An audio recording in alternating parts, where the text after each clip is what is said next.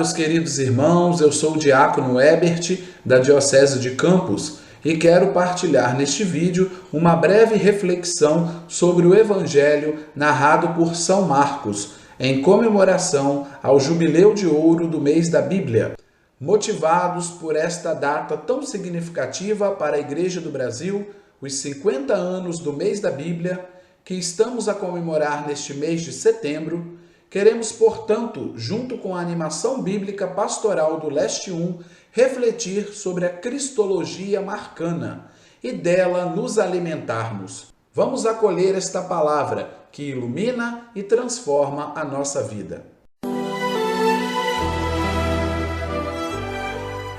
Falando um pouco sobre o evangelista São Marcos. Marcos não foi um dos 12 apóstolos, mas foi discípulo do apóstolo São Pedro. Foi companheiro de São Paulo em sua primeira viagem missionária, conforme nos narra o livro dos Atos dos Apóstolos.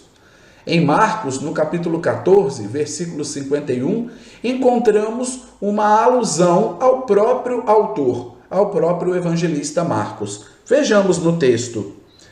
O texto que narra sobre a prisão de Jesus.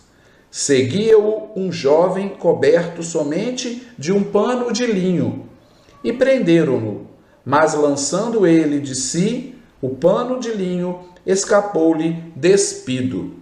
A ele é atribuído a redação do segundo evangelho conforme os discursos de Pedro, desde o batismo de Jesus até a sua glorificação, sem tocar nas cenas da infância do Senhor. São Marcos vai fazer uso de termos em aramaico, guardando o sabor original da catequese dos apóstolos.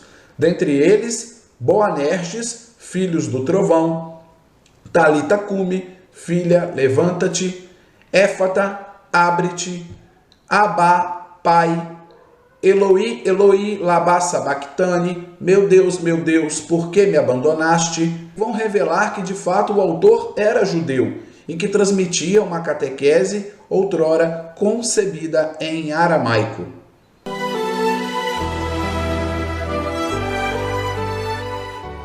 Quem eram então os destinatários de São Marcos? Marcos de fato não escreveu para os judeus. Sua intenção era que sua mensagem chegasse aos pagãos convertidos ao cristianismo. São Marcos é o mais breve dos evangelistas. As narrações de São Marcos são espontâneas e se revestem de grande vivacidade. Isto não se deve somente ao temperamento de Marcos, mas também à figura de Pedro, que está por trás da redação de Marcos.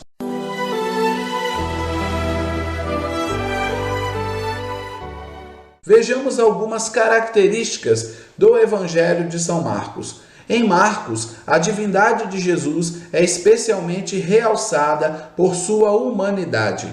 A boa notícia do Evangelho, segundo Marcos, é que Jesus é o Messias, o Filho de Deus. O evangelista busca, a partir dos títulos honoríficos, responder à pergunta sobre a identidade de Jesus.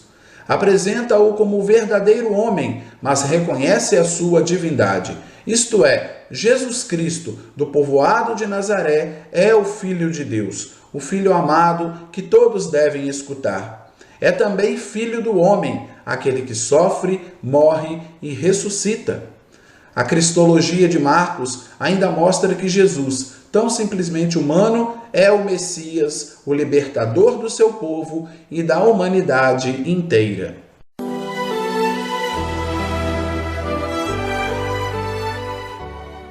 Vejamos, meus irmãos, qual é o objetivo do Evangelho de Marcos. Apresentar a identidade é a sua grande intenção. Jesus de Nazaré é o Cristo do novo povo de Deus. Para isso, a cristologia de Marcos concentra-se especialmente em dois títulos honoríficos, Filho de Deus e Filho do homem. A cristologia marcana pode ser resumida nesses dois termos. Porém, nenhum destes pode ser entendido suficientemente separado da narrativa de Marcos, isto é, do caminho percorrido por Jesus, uma vez que a cristologia está na história, e através desta história aprende-se a interpretar os títulos cristológicos. O Evangelho de Marcos é uma verdadeira declaração de fé na filiação divina de Jesus. Marcos capítulo 1, versículos 2 e 3. Portanto, o Evangelho propõe-se a provar que Jesus de Nazaré é o Filho de Deus. Jesus, o verdadeiro homem, é verdadeiramente divino. Por isso, o objetivo e o ponto culminante do Evangelho é apresentar a paixão de Jesus como verdadeira revelação do Filho de Deus, porém sem nunca perder de vista que a humanidade verdadeira de Jesus é fundamental tanto para a sua rejeição por parte do seu povo, quanto para o seu triunfo em sua verdadeira morte e ressurreição.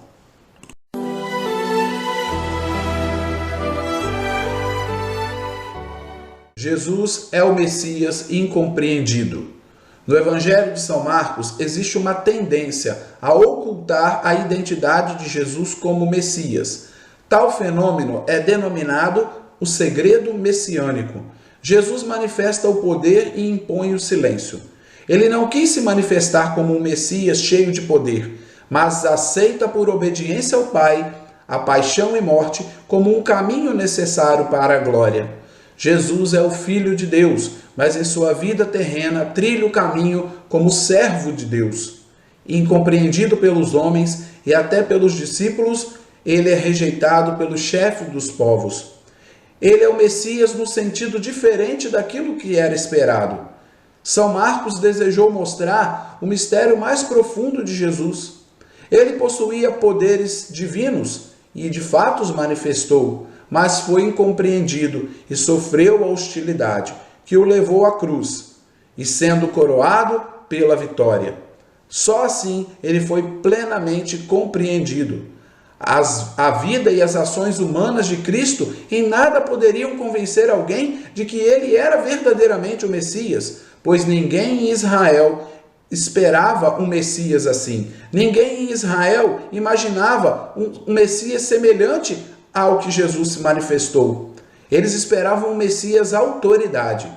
Tudo em Jesus parecia contradizer a messianidade. Por isso, a importância de Marcos ao tratar a identidade de Jesus. Ele era de fato Messias quando estava com seus discípulos, quando andava pelos caminhos da Galileia. Portanto, meus irmãos, a chave para entrar na cristologia de Marcos é uma compreensão adequada entre essas duas partes da narrativa. Jesus é o arauto do reino. Jesus é o Messias, cujo destino é a sorte do Filho do Homem. Na confissão de Pedro sobre a messianidade de Jesus, conclui a primeira parte do Evangelho.